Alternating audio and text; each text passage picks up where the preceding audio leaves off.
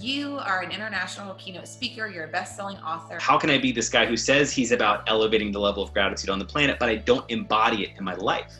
John is going to share with us strategies that we can use to cultivate gratitude and happiness, even in a crazy, distracting, and changing, and just uncertain time. And that was the beautiful thing on this project that I didn't go in fully really expecting, was how much love came back.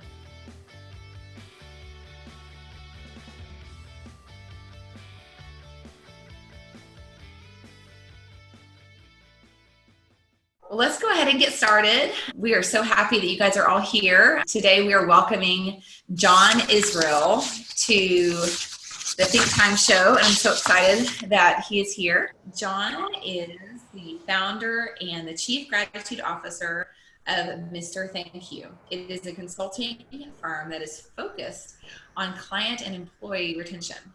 So John is one of the most sought after speakers and trainers who teaches companies both big and small how to become irreplaceable in this really hyper non-personal world, I'll just say, by creating thriving, profitable relationships both inside and outside the organization.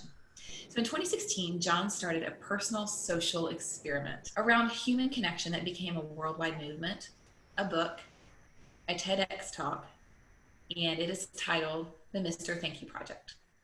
John's Mr. Thank You story has been featured on ABC News, Fox News, Good Morning America, and his clients include global brands such as Square, Remax, Fairway Mortgage, Salesforce, and many others. John's goal is to rehumanize the workplace. Doesn't that sound wonderful? And the marketplace by teaching people how to express authentic gratitude, respect, and appreciation.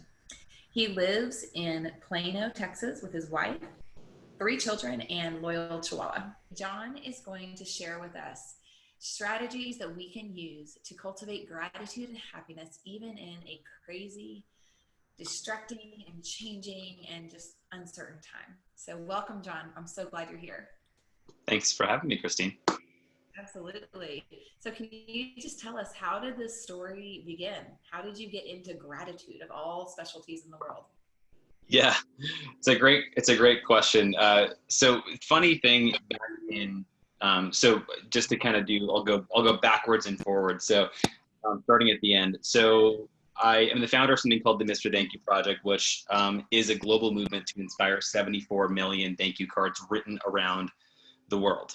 And so that started as a personal social experiment that I had around gratitude, respect, and appreciation and human connection, where I made this commitment for 1 year to handwrite 5 thank you cards every day for 365 days in a row. And that was started back in October of 2016. And this was really kind of something that started out of, people do things a lot of times out of inspiration or desperation. So for me, it was a little bit of both.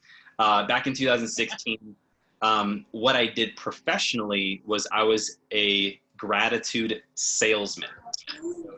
It's a real job. I was a corporate gift-giving consultant, and so I work with companies, businesses, and I would help them with their client gift strategies as far as like what they would give out to their favorite clients, their employees. And I would come in and I would consult and help them set up their gifting strategies.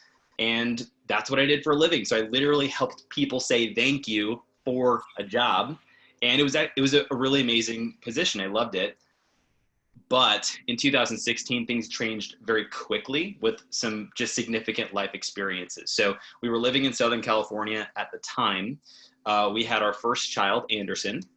And then shortly after that, my wife decided she was going to stay at home to become a stay-at-home mom. So she was going to leave her job. And then we find out we are pregnant with our second child. And then I get a job offer to move from Southern California to Dallas, Texas, all within a matter of months. And so this job that I used to do that I loved about expressing gratitude and helping people say thank you suddenly became a job. Like it became a thing that I had to do to provide for my family. And it was, I was basically this gratitude salesman who was no longer appreciative of what he did.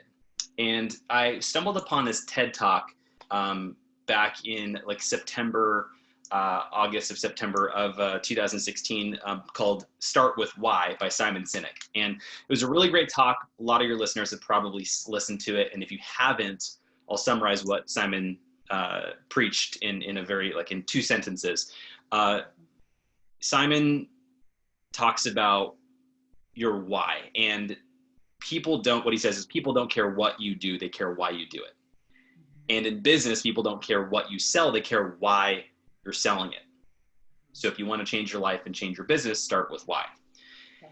And I thought about that and I was like, well, that's an interesting concept. And if what he's saying is true and people don't buy what you're selling, they buy why you're selling it, what are people buying from me right now? What is my why? And at that time, my why was all about survival. It was making ends meet. It was getting by. And it was something that I could tell my customers could kind of feel in our interactions, right? There's a difference of making a sale when you have to versus when it's something that you want to, that it's natural expression.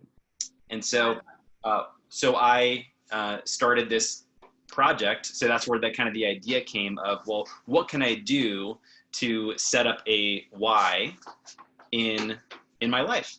And that became, we set up a mission statement for our company, which was, who we are is about elevating the level of gratitude on the planet. And it sounded awesome, right? And it looked even better. We plastered it on the side of the wall, right? Like companies do.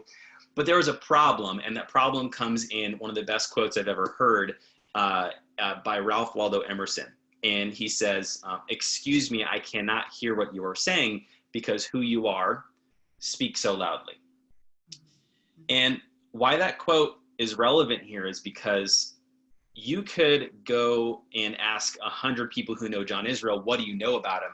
And they might say some nice things. They might say driven, they might say successful, but they would not use the word grateful or appreciative or probably even happy to describe who I was. So I thought, well, that's a problem. How can I be this guy who says he's about elevating the level of gratitude on the planet, but I don't embody it in my life? Yeah. So I thought, well, what's a way that I could do that and find a way to actually practice gratitude as a daily habit? And that's where this idea of writing 5 thank you cards every day for 365 days in a row came.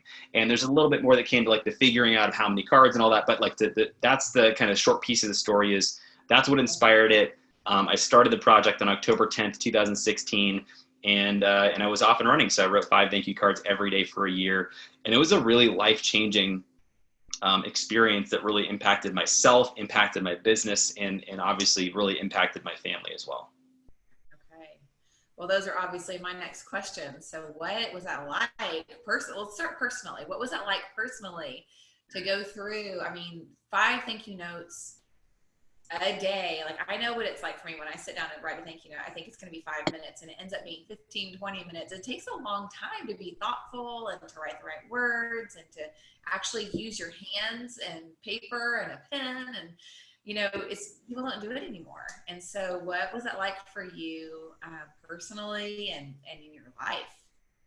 Yeah, what was interesting about it, and like a best way to describe or to answer that question is to share a story of the 3rd day of the project. And because it's kind of an interesting thing to do this every day, right? And people often ask, well, who did you write all these cards to, right? Like, how do you think? Because 5 cards times 365 days, that's 1,825 letters of appreciation.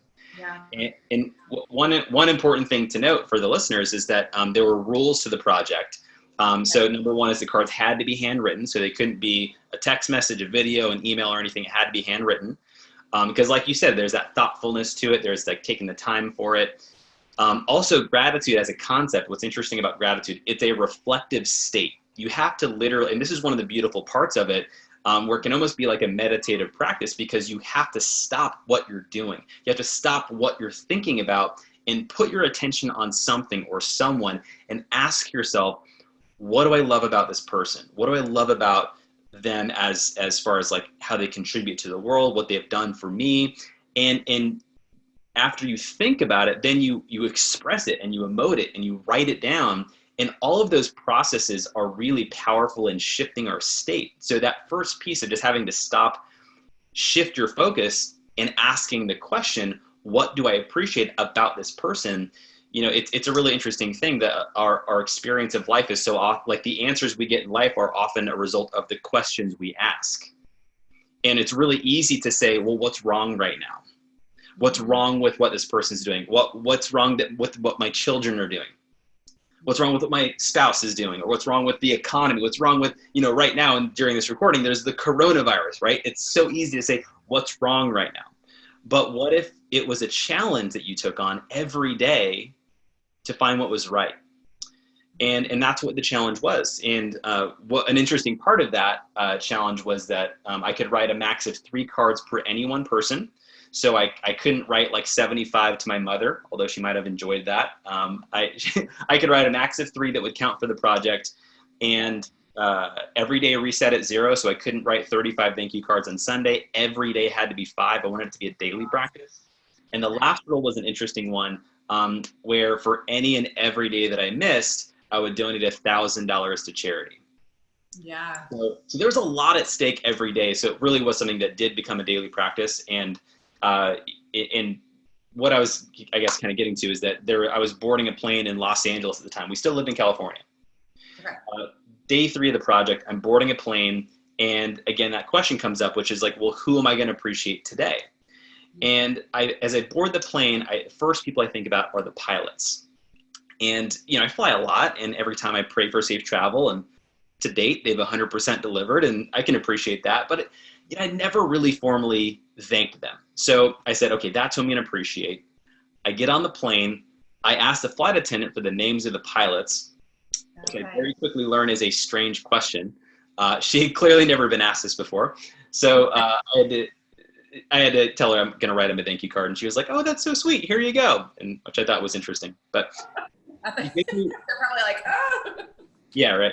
So she gives me the names. I sit down. But then another problem comes up, which is, how do you thank somebody that you don't even know?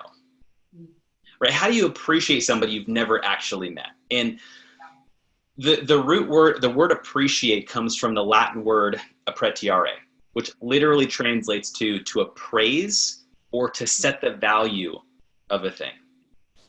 And if anyone has ever sold a home or bought a home or a piece of jewelry or something that was expensive or of high value, one of the things you have to do before you sell it is you have to get an appraisal. Well, what is an appraisal? An appraisal is where there's a person whose job is to assign a value to something. So they have this list of questions, and they ask things like, when was this made? What condition is it? Is there any pest or termite damage? What are other things like this being sold for right now? And they go through all of these questions to hand you a sheet of paper that says, I deem this property to be worth X dollars. Mm-hmm. Which is an interesting concept, because then you have to ask, well, how do you apply that to a human being? Yeah. And what I learned is that you just you get curious, and you ask yourself the questions like, what is this person's life like? What do they really care about? What are some of their biggest goals and dreams in life? What are some of their biggest struggles and pains? Like, what keeps this person up at night? Mm-hmm. And the interesting thing, Christine, is you don't even need to know who the person is, but if you can ask those questions about somebody, you really get to learn who they are at a deeper level. And so this is the card that came out. And I said, dear pilot, I know it might seem strange to receive a thank you card from a passenger. And as I was boarding this plane, I realized how much I miss my family. But then I realized this is what you do every day for your job. I can't imagine how many birthdays, anniversaries, special events that you sacrificed and missed for your work. Not to mention the hundreds, if not thousands of hours you've spent in the air preparing to become a pilot, because nobody does this job by accident. All of that to have a slightly bumpy landing, some bad weather, and then have people complain about it. So whether you hear it enough or not, thank you on behalf of myself and everybody on this plane. Mm. So I fold that letter up, put it in an envelope. I do 2 letters like that. And I had 2 legs on this flight, so I got to do this 4 times, right? 4 different pilots, 2 on each flight. And okay. As the plane landed in the destination, we'd all get up. Most of the pilots are typically in the cockpit still. So as we're leaving, I get to just personally hand them the thank you card, right? So they take it. Here's what was interesting. So Christine, I don't normally do this, but I gave them, I only had my business stationery, which had my name and cell phone number and email printed on them. Okay. Here's what got crazy. When I landed in Philadelphia, 3 out of those 4 pilots personally contacted me to thank Wow. me for the card that they received. And one went on to say, you know what, John, in my 12 years of flying, I have never received a thank you card from a passenger. Wow. And I thought, that's crazy. How is that possible? These guys with such a big, significant, important job, and no one's even taking the time just to say thank you. You know, and I thought, if it's the case for those people with such a big, important job, what about everybody else in their jobs, in their roles in their companies, in their relationships, or in their marriages, right? I thought like there's a real need here. And that was just a really telling day for me of just seeing how important this was. Like, yes, it was a good thing for me to practice gratitude, to practice that, but then also to start to see how the reflection of it impacted other people. So that was day 3. Right? You can imagine 364 or 362 more days of this. It was a pretty powerful experience. Yeah. You know, what comes to me is the word empathy. It seems like you, in your pausing, and I wasn't expecting to hear this as you're talking, but when you pause and you put yourself in the shoes of someone else and you really think, what is life like for that person? So you can be grateful for them. You are developing in yourself that ability to be empathetic, and you're developing in yourself the ability to be loving toward that person ultimately. So that's really the word that came to mind as you're talking. Truly putting yourself in their shoes so you can thank them for what they're doing, even a stranger, and being an empathic passenger. And I also appreciate the way that you're talking about, you've got to stop.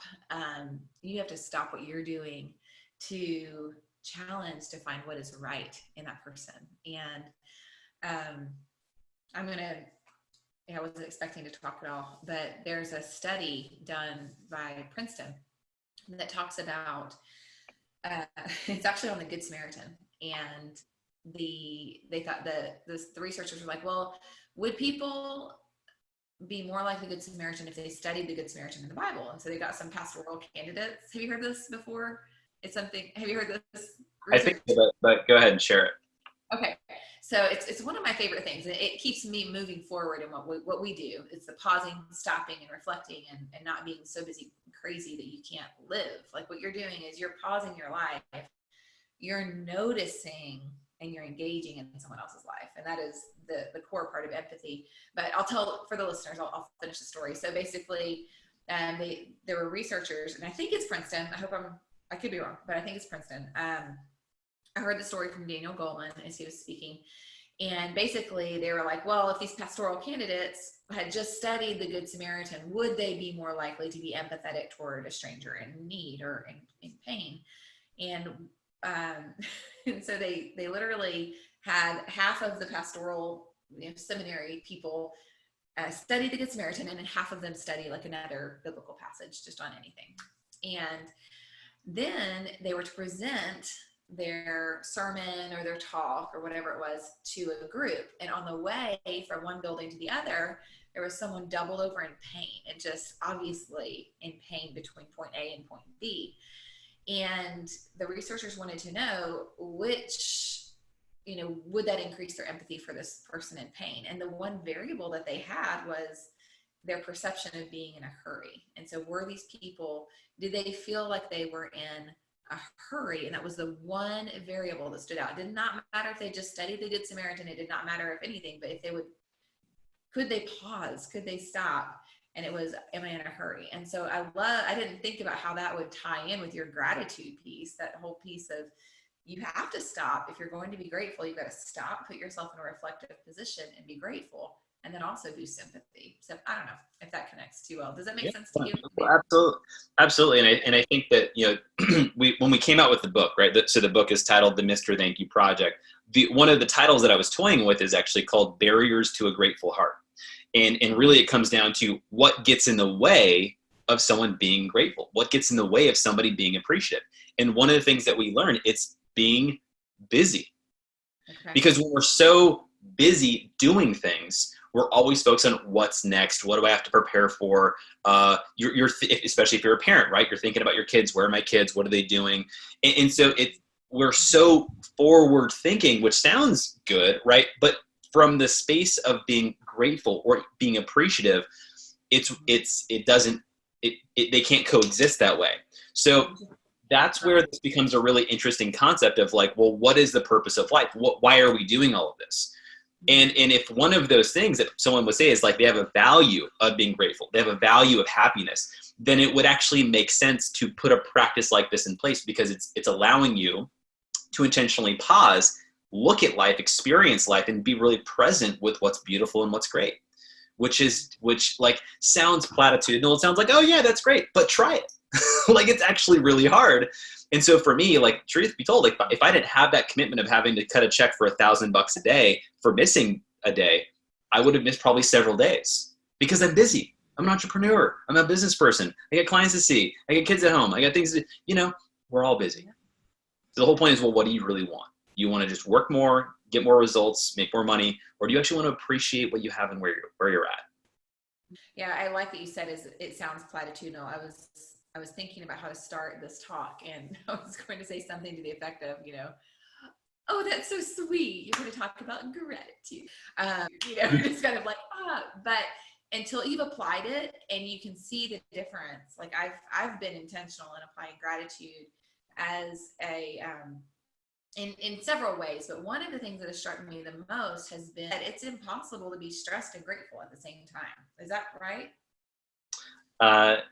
Yeah, I mean, I guess we can try it out, right? I've been trying. I've not been able to be both stressed and grateful at the same time. They've been incompatible. Like if I'm grateful, then I get stressed. I'm not grateful anymore. And if I'm stressed, then I get grateful. I'm not stressed anymore. Well, really,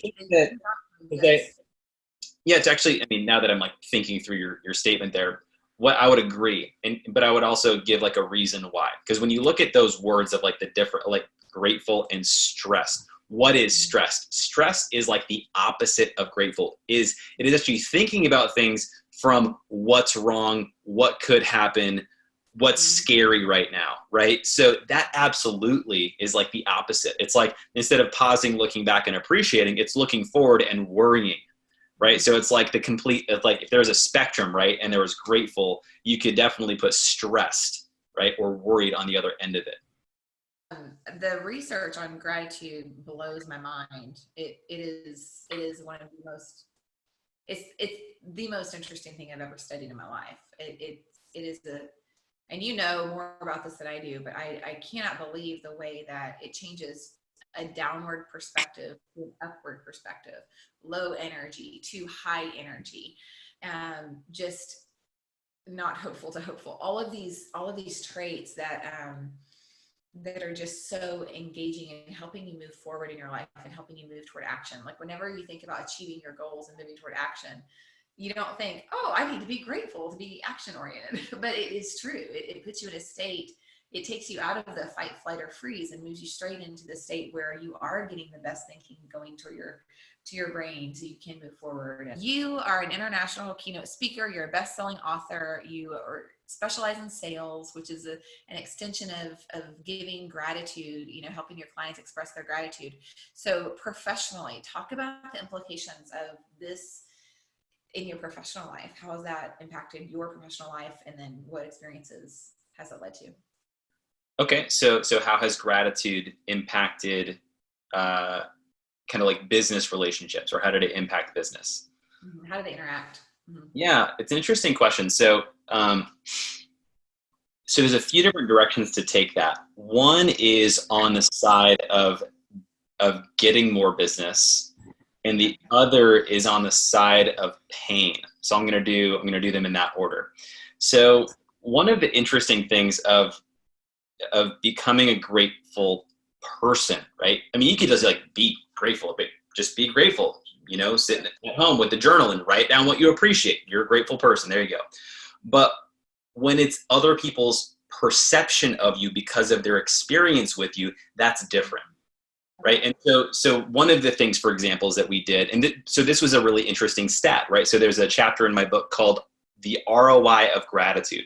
And we actually looked at, in my business that year, what actually financially changed? What did we actually see metrics that shifted from one year to the next? And so one thing that every company has is an attrition rate, which is how many people that start doing business with you that ultimately stop or start in your program and then, don't finish by the time it's supposed to be complete. So that's called an attrition rate.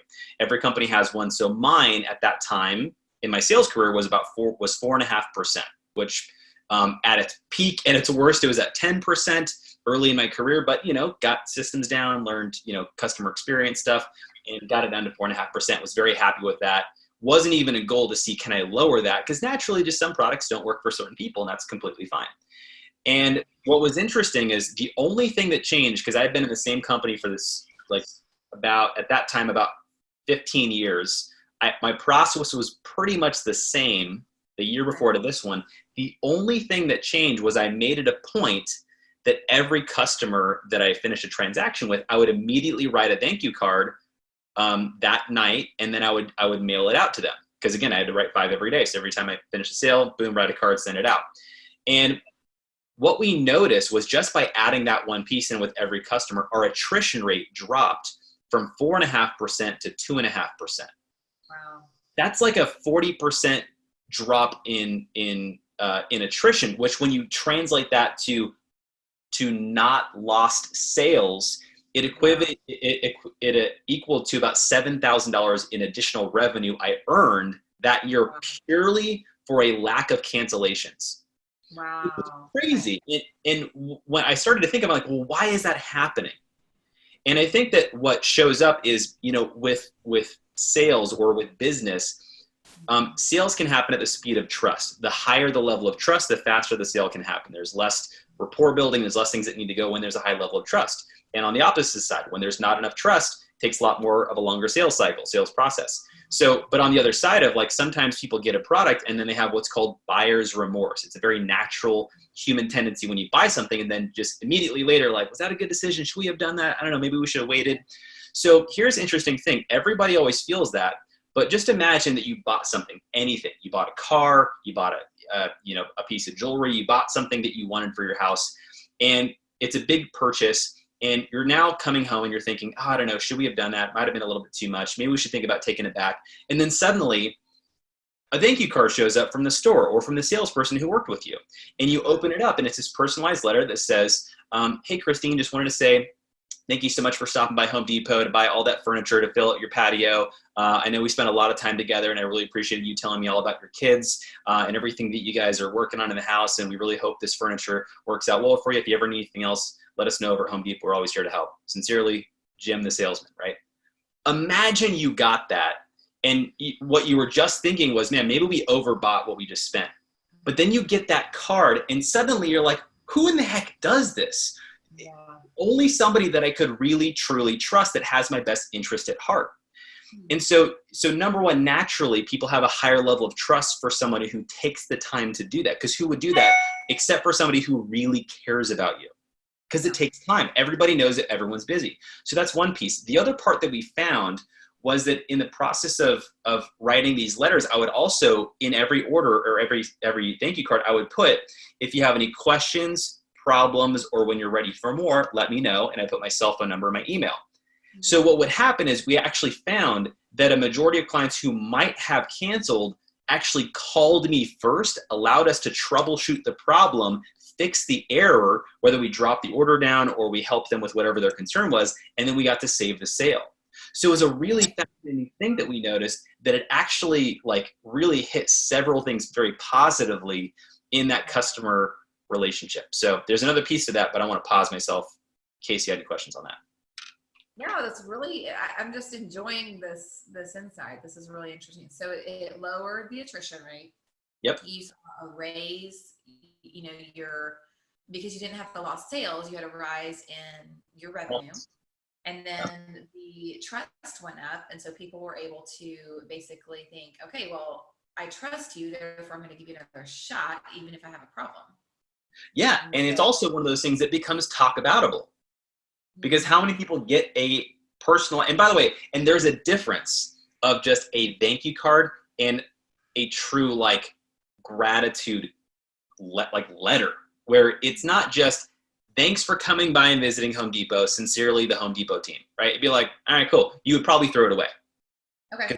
we'd get those once in a while. But if you got one that was like fully decked out, personalized, talking about your family, talking about specific things from that experience, you might actually hang on to it. I've seen people who've literally hung them on their fridge. And it's one of those things that because it's so rare, it's so valuable. And that's one of those things that as a salesperson, as a business person, I know it sounds small, but it's one of those things that when they're thinking of doing business again, or they're thinking of referring a client, or anything like that, you're just at such a higher level of esteem purely for that one simple aspect. Mm-hmm. That's awesome. That's really neat. Wow. So obviously, so personally, you were very impacted. It seems to have changed just the internal way that you thought. And then business wise, it's just expanding your ability to, I love the interpersonal connectedness. It's truly a connection between people. It's basically what you're fostering. Yeah. And that's the piece where I didn't like, and that's part, I wasn't trying to just like make more connection. It was like, for me, it was like, hey, let's practice gratitude. And then it was like, wow, I didn't realize how much this means to people. I thought I was just writing a thank you card. And then you learn how much more meaningful it is for people to feel like they're important enough for you to take the time to do something. Yes. And it's like, it's hard, and like, hope nobody takes this to offense. Sometimes that's hard to get from your own spouse. Mm-hmm. So to get that from anybody else, you're like, who is this person? I love this person. How can I help them? How can I keep them in existence? Right? Yeah. So, Yes.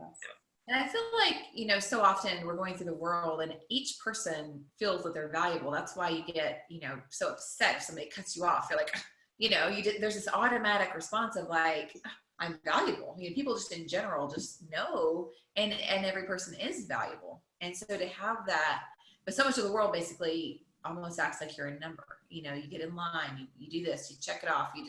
You are a number in so many instances. Yes. Yeah. And the smallest things can mean so much. And so it's just a really nice card that says, I see you, you are valuable. I notice you. I think the world is craving being noticed. Everyone is so busy and so strung out. And I think any person in the world would love to receive gratitude and thank you note. So could you tell us, what are some practical strategies? This is a day where, getting the attention, it is coronavirus season. And if you talk about anything else, like it's not a good idea, but like how do we even begin to be grateful? Things are hard. I think the stat this morning was 16.6 million jobs lost. The economic implications from the decisions around the coronavirus have been devastating for so many people. So many people without a job. How can you just look at them and say, be grateful? Well, clearly we're saying now, like, it is going to help you, right? It's going to be a benefit for all these reasons. But what are some strategies? How do you pull yourself out? How do you become a grateful person, even when life is just down and a downtime? yeah, it's a super great question because it really leads to, for me, what it was during the Mr. Thank You project was, that was, how do you be grateful when you don't want to be? Right? Like, how do you, it's kind of like you said, you can't be stressed and grateful at the same time. And it's kind of this experience of like, well, how do you write thank you cards and not be in a grateful state? Like, it's really hard to do if you want them to be remotely good. And, a great experience of that was when I was, it's perfect timing. We just finished March. So I'm a graduate of Gonzaga University. We're a very small school, but we always have a really good basketball team. And so March has something called March Madness. A lot of people know about it. And it's the huge tournament for NCAA basketball. And we always have a really good team every year. And this year, for the first time in our school's history, we were actually ranked number 1 in the country. And we made it to the national championship. We made it all the way through, and we were playing the UNC Tar Heels. And this is in March of 2017. And it was a huge deal. Like, we were so excited as a school. I remember, like, we were watching it on the TV. Like, the kids had the Gonzaga jerseys on. I had my jersey on. We're watching it. And it was an ugly game. And it was an abysmal loss. And what's funny, or what's interesting about it, is that, I've heard of people talking about when your sports team loses it, like the World Series or a big game, like people riot in the streets and they get super upset. And I never really understood it. I'm like, these guys are a little eccentric. And then my team lost. And I literally, like, I can't honestly tell you, Christine, that I felt depressed in my life, but if I've ever gotten close to it, it was that night. I literally physically felt sick to my stomach. I was feeling like, just like, I was just sad, just like this deep sadness in my belly. And it was 9 o'clock at night. Monica, my wife, is putting the kids to bed, and I hadn't written any thank you cards. Oh. And now I'm like, man, I feel awful. Last thing I want to do is be grateful, because I'm not grateful. Right now, I'm sad. Okay. And I was sitting in my office, and one of the challenges that came from this experience was, or part of the mission for the year, was to explore my capacity to experience and express gratitude. Okay. So another way of looking at that is being grateful when you don't want to be, right? Or bringing gratitude to a really challenging experience. Well, here was my opportunity. So I remember sitting there in my chair and realizing I'm not feeling good, I'm upset, but I need to shift my state. So what can I do? What can I appreciate about this team, about this experience? I got to find something. And I just kind of sat with it for a bit. And a light bulb went off in my head. And I just thought, we didn't just lose the national championship. What we just witnessed was arguably the best basketball team my school has ever had in its school history. I was like, this is celebrating. This is something that schools, like, they would die for this opportunity to make it that far. And so I was like, well, how do I celebrate this? How do I honor this? And I thought, well, what if I write a thank you card to every single member of the Gonzaga men's basketball team? So I go on NCAA.com and I'm getting all the players' names, their numbers. I'm looking up like newsreels, like what were their best games, what were their highlights. And I start writing, and there's about 17 players plus a couple coaches. So it took me about 4 days, and I wrote letters to everybody on the team and all the staff. And so a couple things happened. And when I wrote these letters, I tried to be really intentional of like really thanking them for something specific. And even like the red shirts, the people who didn't even play, I was able to say, championship teams aren't made in championship games, they're made in every practice that led up to this. So thank you for what you did to challenge our team to be their best, to perform at their best, so they could be who they were this year. And it was amazing, Christine, how quickly this painful emotional experience shifted to joy. Like I was literally happy. And what's interesting is that you can just think about a negative past experience, like a sports team losing, like something happened that just in the moment really just, for lack of better words, just sucked, right? It could be the dissolution of a business partnership, could be a loss of a loved one, could be a breakup of a relationship. It could be any number of things that in the moment it was like, this is the worst thing in the world, I'll never get over this. But now with perspective, you can actually look back and be like, well, I'm actually really glad that happened. I'm glad I didn't marry that person because then I found this person, or I'm glad that business didn't work out because then I went up finding what I really love to do. And with perspective and time, we actually can feel that gratitude. So the question is, well, how long do you need to wait to get that perspective? What if you just allowed yourself in the moment of any experience that's painful or challenging to ask yourself, what's great about this experience? What's beautiful here? Where is the gift? What deserves celebration or appreciation? And the funny thing is, normally, like after like a big loss like that, you hear people talking about it, and you say like, oh, I went to Gonzaga, and they're like, oh, I'm so sorry about your team, man. And then it's like, oh gosh, thanks for reminding me, right? But when that would happen, and they'd be like, oh, sorry for your team's loss. I'm like, dude, great season, man, great season. And it wasn't a painful, emotional trigger. It was this like joyful experience because I chose to attach joy as a positive meaning versus anchoring a negative meaning to the experience. And this goes to a really beautiful definition of the word gratitude, which gratitude is the emotion one feels when you receive a gift or experience something as a gift. And what's great about that definition is that second piece of that emotion you feel when you receive a gift or experience something as a gift. That means you get to choose to see something as a gift. You get to see something for what the goodness is of it. And that's always our choice.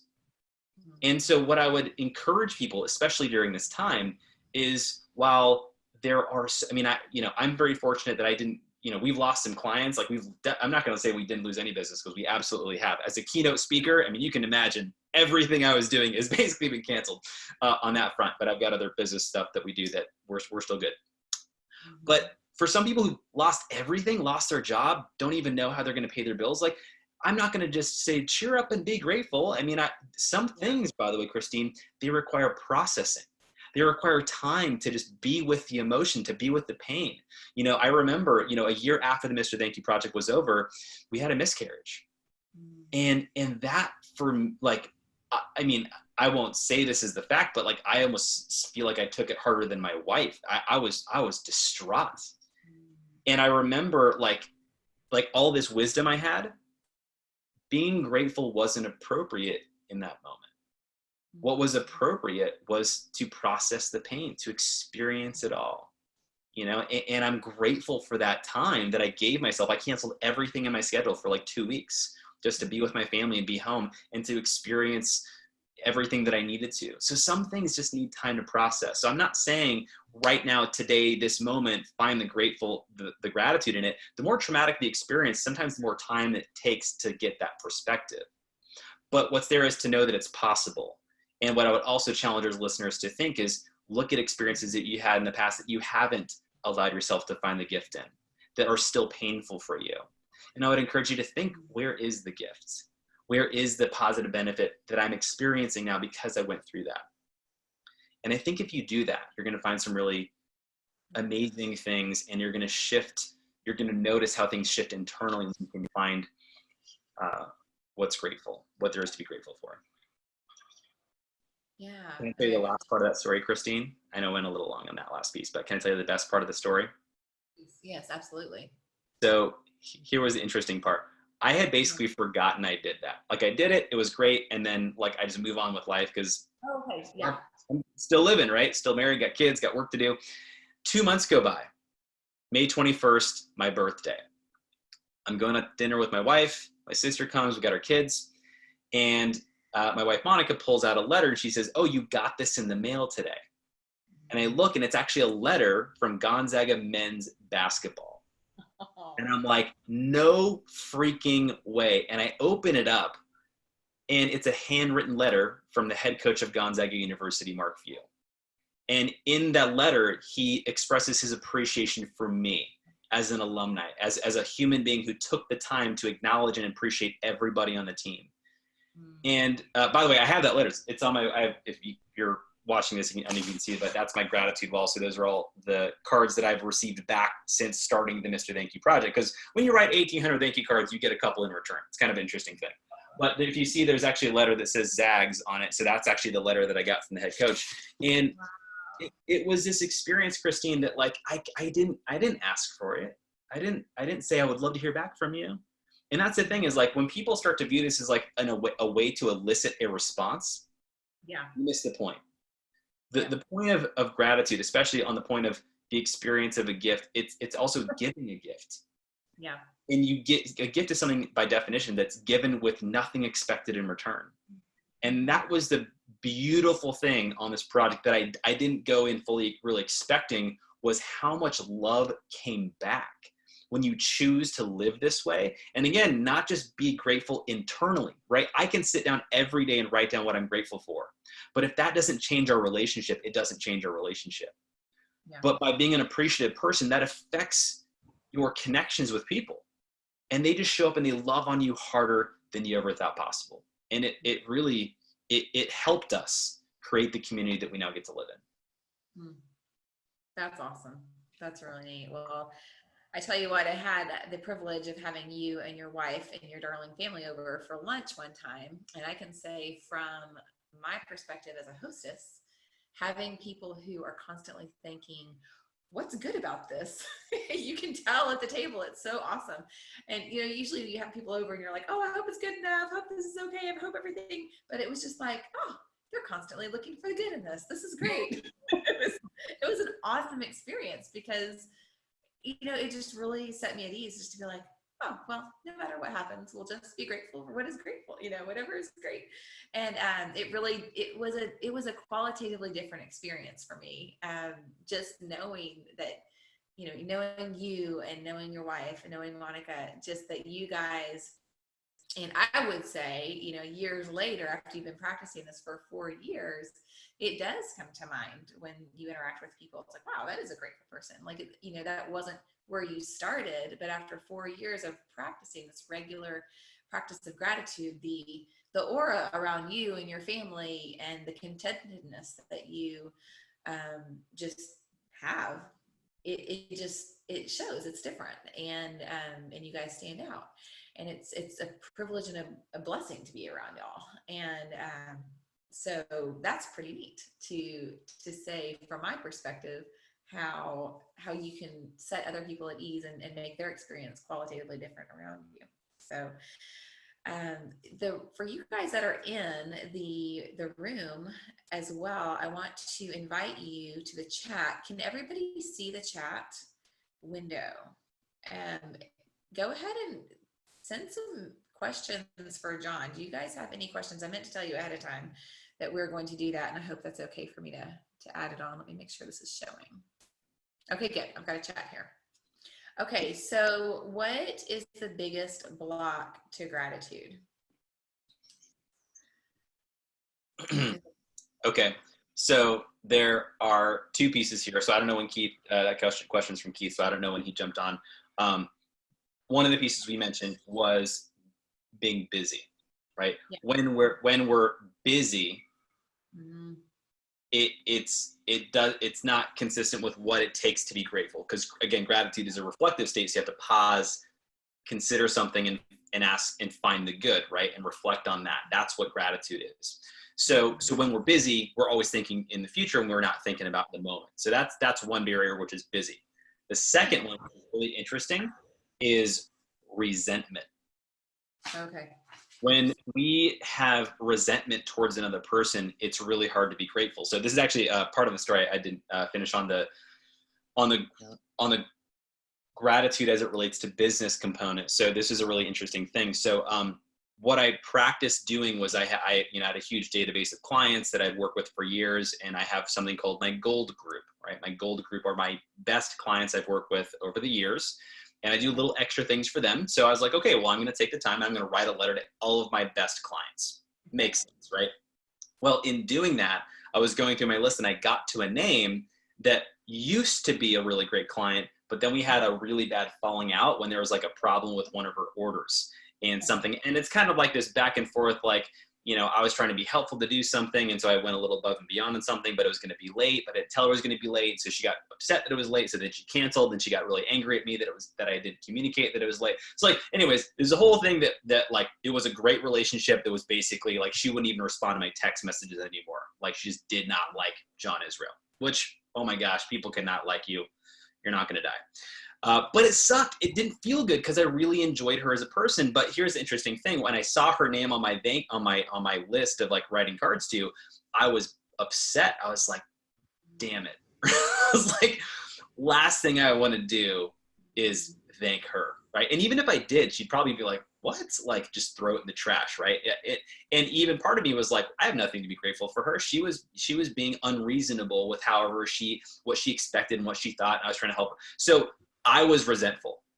Okay. And what was really interesting was I thought, well, what an interesting thing, John. Why are you so upset right now? Okay. And what I got present to was a few things, which was one, as I really tried to look at, okay, where's my responsibility here? What can I own for the breakdown? Because it was one of those like where each of us did something that just caused it to break apart. And while I wanted to blame her for what she did and be angry for what she did, because she did do some things that were, when I tell the story in detail, you're like, wow, that's kind of weird. That wasn't for me to own. What was there for me to own was what I did, which was I was out of communication with my client. And as soon as I was able to accept responsibility for my part in the breakdown of that relationship, what was so interesting, Christine, was that shift from blame and to ownership I just started to notice myself not being resentful, but actually being sad that I wasn't in relationship with this person anymore. Okay. And what happened was I didn't write her a thank you card. I actually wrote her what I wound up coining called a peace card. And I actually went to a stationery store. I found a rubber stamp that was a peace sign. And I got some blank stationery and I stamped it with a peace sign on the front. And then I wrote a letter essentially of an apology for what I had done, what I needed to own, and just thanking her for our friendship over the years. And I'm not trying to solicit business, but I just wanted to let her know I valued her as a person, as a parent, as a mother, and just, if she ever needs anything to let me know. And it was so interesting because two things happened. Number one, I send the letter and instantly I feel better. Like that resentment just went away. The second thing was 4 days later, she sends me a video message via text and she's like, oh my gosh, I got your letter in the mail. This is so amazing. Don't even worry about it, John. Water under the bridge. I think you're great. I love you. I love your family. You guys are great. Whatever. And then that was it. And then she sends me another video the next day with a product question. Like, oh, John, I got a question about this and this and this and this. I was like, and it was like nothing happened. So it was this really interesting thing to just notice when we have resentment, right? Because when we're resentful, there's not space for gratitude because they did something wrong or something happened. And if we're not willing or able to get over it, then it's really difficult to be grateful. But if you can find a way to find what you can own or what really matters for you in the relationship and focus on that, then you have the ability to shift it. Love that. And that all happened in your own mind. You're right. Thinking, you're like, okay, this is a situation. My goal is to be grateful. What can I own? What is in my circle? And think time lingo. What's in my circle and what can I let go of? I let go of her response. I'm not owning that. I am going to own my communication breakdown. Like that's just so clear. Love it. Thank you for sharing that. Thank you for being vulnerable and sharing your story. That's awesome. Okay, next question. Ready? Okay, I loved hearing about all this. Thank you so much for sharing. Do you still write thank you notes on a regular basis? Yeah, great question. So I still do write them. I don't write them as consistently as I did. I might write like a couple a week. That's just the reality of it. One thing I did start doing, this is kind of a fun thing during the coronavirus pandemic, is I started a what I love about you video challenge where I would actually take 5 people and I would just I'd go through my phone and I'd find a number or a name that someone that I appreciate, family member, clients, whatever. And I would just, pop open a text message, I'd turn on the video, and then I'd record a 60 to 90-second video just saying what I love about you, what I appreciate about you, why I'm grateful to have our relationship. And so I started sending these videos out to people, and it's super cool. And what I love about it, and I'm not saying like one's better or worse, but what's really fun about that is it allows for speed, right? Meaning that you get to feel that immediate, like you went through the practice of just saying what you appreciate about someone. And then when you send it, I mean, a lot of them reply within either minutes or like by the end of the day. And just to see the reaction from people, because part of the thing where this becomes like pretty cool is when you see people react. One of the hardest things, by the way, for anyone who wants to try something like this, one of the hardest things you'll experience is how many people don't even acknowledge that they received your letter or that they received your appreciation. Here's an interesting stat, Christine. Of the 1,825 cards that I sent, what percentage of people do you think acknowledged that they even received their card or said something? I'm just going back to the parable, or not the parable, but the story about when Jesus healed the paralytic, and it was like 10%, right? There's 1 out of 10 that came back and said thank you. I don't know. What was it? It's funny. I didn't know that stat, but that's actually exactly what my stat was. 10%. Shut up. Seriously? Yeah. 10% of people, which that sounds insane because what you think about, like I remember on I don't even know. Wow. But think about this. Like I sent 3, it was like month 2 or 3 somewhere. I had sent out 300 thank you cards. That's a lot. Wow. Think about it. That's a lot of people to appreciate. And only 30 people even said, hey, thanks, I got your letter in the mail. Really love you too, man. Or whatever. So what am I thinking? I'm like, what about everyone else? What do they think? Are they mad at me? Did I do something wrong? Was this weird? Blah, blah. So it's so funny how like we get really mental about it and you can get caught up in it. And what I also learned is that some people just get busy and it's like, like you forget. because I remember once someone sent me a letter and I was like, oh, let me send them a message like thanking them, and I just got busy and I forgot. Then they shoot me a text and say, hey, did you get my letter in the mail? I'm like, I'm that guy, you know? So what's great about the video challenge is being able to do that. It allows for the speed of somebody to get it and be able to immediately respond. And it's actually a really similar experience. So that's what I would say I do a lot now, but I still do write letters and cards periodically if I want or feel it's appropriate. That's really cool. And there are seasons of life. I mean, both you and I have young kids right now. There are seasons of life for different things. And you didn't know when you made that commitment that you were in the wrong season of life for that. You did it anyways. Yeah. Sometimes things worth doing are worth doing in the wrong season of life. Okay, so guys, do you have any tips, John, for helping kids develop an attitude of gratitude? That's our next question. Yeah, that's an interesting question. So I would say yes. It's not, well, so here's an interesting thing. So number one is them seeing what you do. And so Anderson, I don't know if you know this about Anderson, but he actually really loves writing letters and doing things for people. So I would do a lot of my letters at the kitchen table. So he would watch me, and then, he'd be like curious, like, what are you doing? And I'm like, oh, I'm writing a thank you card to somebody that, that did something nice for Dad.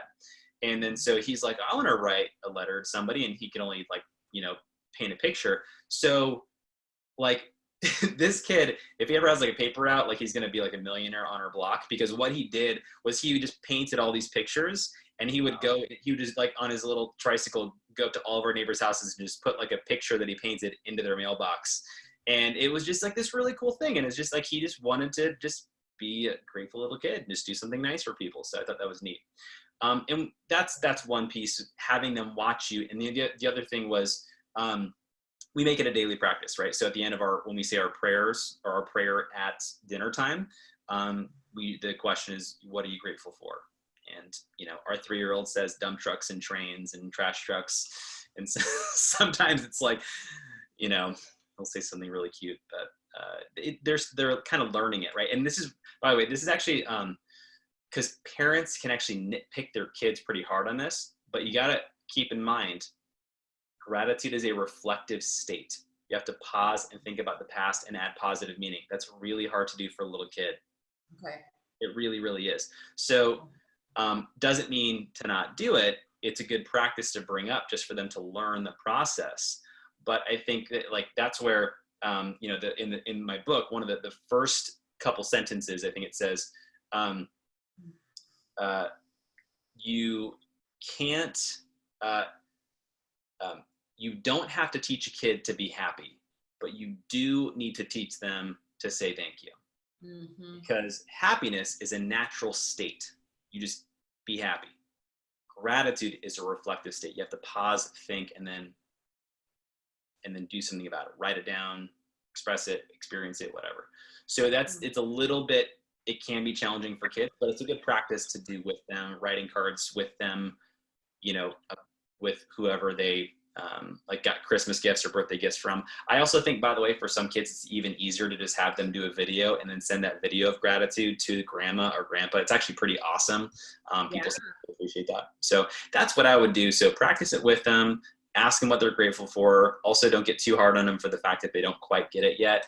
But just be a good example for them and do it with them. That's a great way to do it. Modeling it, doing it with them, and then doing some things that they can do, drawing pictures, being sweet, kind of like you, and then videos, just simple, they can share it easily. So I love that. That's great. Carrie says, perfect timing for this message. Thank you for sharing and inspiring us to exude genuine gratefulness. So we are going to wrap it up on that comment. John, can you tell us a little bit about, I know I have joined the Mr. Thank You Project. I am one of the people online in this mission with you, and I need to enter another thank you note that I just wrote. But how can people get involved with Mr. Thank You? How can they read your book? Do you do anything else? And how would they get in touch with you and where? Yeah, great question. So super easy to find me. Everywhere on social media, I'm at the Mr. Thank You. That's Mr. Thank You, MR Thank You. My website's mrthankyou.com. Our mission now, again, is to inspire 74 million thank you cards written around the world. So the way we track that is you go to mrthankyou.com and you can actually see a global gratitude map of all of our members, where they're at, and their cards kind of been going around the world. It's actually pretty cool. So you can create a free profile, and then when you write a letter to somebody, you can actually type their name and you can type in the zip code they are, and then we'll give you your own gratitude map on your portal, and then it shows where your gratitude is going around the world. And then we'll actually log that and do a timestamp when we track all the gratitude that you spread, and then that adds to our global number of achieving 74 million thank you cards written around the world. So that's that as far as like what I do professionally. So yeah, I mean, I do sales coaching in performance and performance coaching for a lot of sales and business people on the day-to-day. And I do a lot of speaking on client retention, employee retention, and really kind of like a lot of these principles applied to business, right? So, and it's funny, it's one of those things that it sounds like a soft topic, but when you get down to the nitty-gritty, it's really powerful for the sake of like well-being, right? And also performance with how people show up to their work, how they interact with each other as a team. And the message I do is a little different. It's called Becoming Irreplaceable, Increasing Human Relevance in the Automated Marketplace. And that's really where we're trying to help companies and businesses rehumanize the marketplace and their workplace. It's a lot of fun. I love doing that. I do workshops and group leadership facilitations and a lot of keynote speaking. So that's my jam. Pretty easy to find me. John, John, at mrthankyou.com. So John at mrthankyou.com. That's how you can email me directly. You can also put an inquiry for speaking or a podcast or anything on our website. And then for the book, you did ask about that. So the book is available on Amazon. What I do say, and this is a really interesting thing, what I'm really grateful for with the book is that it is something that a lot of people do in bulk to give out to their team or to give out to their clients as a thank you gift. It's a book about gratitude and how to express it more. So it's a really impactful gift that way. So if anyone is interested in buying the book, you can get it on Amazon. But if you want to do bulk books, shoot us an email and we can gladly give you some pricing on that. So there you go. Well, thank you so much for this awesome just reflection on gratitude and for sharing your story and your journey. So thank you so much, guys. And thank you for the attendees for being here and your excellent questions. And yeah, we'll do it again. Yeah, thanks for having me, Christine.